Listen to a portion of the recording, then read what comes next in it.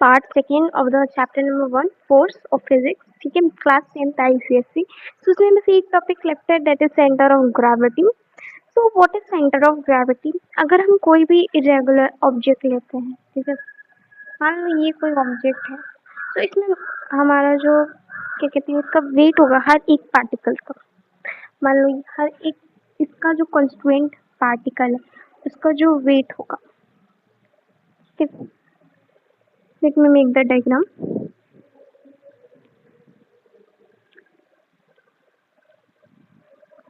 ये वेट 5 मान लेते हैं पार्टिकल का।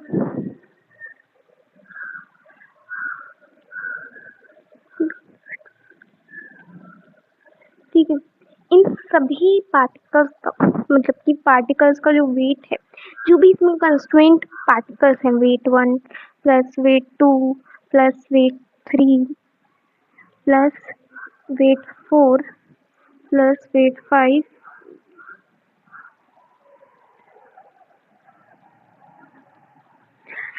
प्लस वेट 6 प्लस वेट 7 का algebraic सम ऑफ मूवमेंट। ठीक है, तो इन सभी जो वेट्स का है, पार्टिकल्स का वेट का जो मूवमेंट का सम होगा, मतलब इन सभी जो ये हमारा कोई ऑब्जेक्ट था, रिजिड इरेगुलर ऑब्जेक्ट था, इसके अंदर हर एक पार्टिकल का जो मूवमेंट निकाला और उनका अलजेब्रिक सम, ठीक है, जो अलजेब्रिक सम था वो पार्टिकल का एक पॉइंट के अबाउट 0 हो जाता है। ठीक है, उसे ही हम कहते हैं centre of gravity. Centre of gravity की डेफिनेशन क्या है? The centre of gravity of a body is the point, एक ऐसा पॉइंट, ठीक है, एक ऐसा पॉइंट, ठीक है। सेंटर ऑफ ग्रेविटी एक ऐसा पॉइंट है जिसके about algebraic sum of movements of weights of all particles constraint in the body is 0। कि इसके अबाउट इनका सभी का अलजेब्रिक सम ऑफ मूवमेंट जो कितना हो जाएगा, वो 0 के इक्वल हो जाएगा हमारा 0। उसे हम कहते हैं सेंटर ऑफ ग्रेविटी। अब डिफरेंट ऑब्जेक्ट में डिफरेंट जगह हो सकती है, ये दो चीज़ों पर डिपेंड करती है। पहली बात है डिस्ट्रीब्यूशन ऑफ मास एंड दूसरी चीज़ है कि डिस्ट्रीब्यूशन ऑफ मास एंड हमारा मटेरियल शेप पे इसकी डिपेंड करती है, शेप पे डिपेंड करती है एंड डिस्ट्रीब्यूशन ऑफ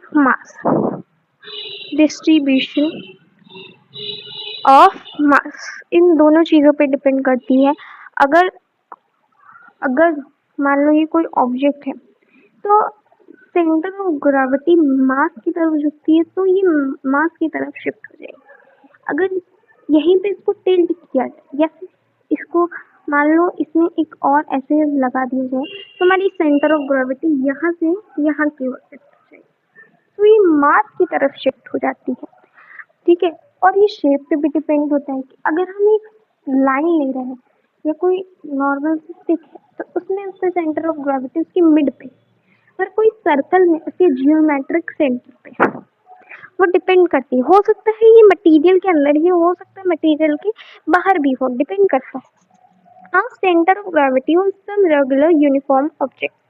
तो कुछ ऑब्जेक्ट लेते हैं, जैसे रॉड में मिड में होती है, हमारी मिड में होती है। सेंटर सर्कल में हमारा जो होता है सर्कुलर डिस्क होती है, उसमें हमारे जियोमेट्रिक सेंटर होता है। सॉलिड और हॉलो स्फीयर में जियोमेट्रिक सेंटर ऑफ स्फीयर होता है। सॉलिड और हॉलो सिलेंडर में mid point on the axis of cylinder पे होती है। ठीक है, सिलेंडर की बात कर रहे हैं हम। नेक्स्ट सॉलिड कोन, उसमें h/4 होती है। सॉलिड कोन की बात करें, सॉलिड कोन मतलब हमारा वो कोन जो कि फिल्ड अप होता है, इसके अंदर पूरा मटेरियल से बना होगा। ठीक है, ऐसे कोन के अंदर होती है h/4 from the base on its axis. मतलब अगर इसकी हाइट h है, अगर हम बेस से देखें तो ये हो जाएगी h/4। ठीक है, और अगर हम हॉलो उसमें देख रहे हैं, हॉलो कोन में, तो ये h/3 हो जाती है। हॉलो कोन में ये तो फिल है, ठीक है, फिल है। अगर हम हॉलो कोन में देखें तो ये हो जाएगी h/3 जब हाइट हमारी h, next is circular ring, जिसमें सेंटर ऑफ रिंग में होती है। ट्रायंगुलर लमीना, इंटरसेक्शन ऑफ मीडियम, ये हमारी वो एक ट्रायंगुलर लमीना थी, ठीक है, इसमें इंटरसेक्शन ऑफ मीडियम से हमें मिल जाएगा, ठीक है, इंटरसेक्शन ऑफ मीडियम। जो वर्टेक्स से हमारी लाइंस जाती है ना, उन्हें ही हम कहते हैं मीडियंस। तो मीडियंस के पॉइंट से हमें मिल जाएगी सेंटर ऑफ ग्रेविटी। ये हम बात कर लेते हैं स्क्वायर या रेक्टेंगुलर लमीना, तो इनके डायगोनल्स के इंटरसेक्शन पे हमें सिंपली मिल जाएगी। तो यहाँ पे ये स्क्वायर है, तो इसके स्क्वायर के इंटरसेक्शन पे हमें मिल गई। अगर हम यही रेक्टेंगल लेते हैं तो रेक्टेंगल के डायगोनल्स के इंटरसेक्शन पे भी हमें मिल जाएगी सेंटर ऑफ ग्रेविटी। पैरेललोग्राम में भी सेम होता है, रोम्बस में भी सेम होता है। डायगोनल्स का हमें इंटरसेक्शन करना हो, इंटरसेक्शन पे हमें मिलने पे हमें मिल जाएगा क्या, सेंटर ऑफ ग्रेविटी, ठीक। अगर मान लो कोई ऑब्जेक्ट हमारा इरेगुलर है तो क्या है, let A be an irregular object, let me erase first this all and I will explain. कि मान लो एक ऐसा इरेगुलर ऑब्जेक्ट है, ठीक है,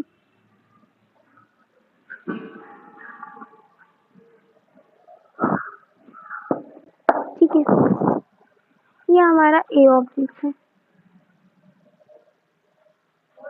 ए ऑब्जेक्ट है, for which position of centre of gravity is to be determined.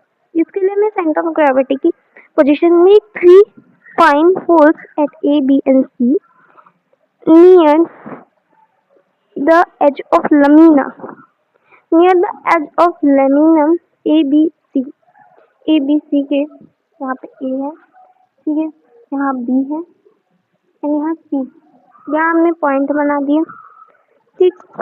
Now suspend a given lamina along with a plumb line from hole A on a pin clamped horizontally on a retro stand.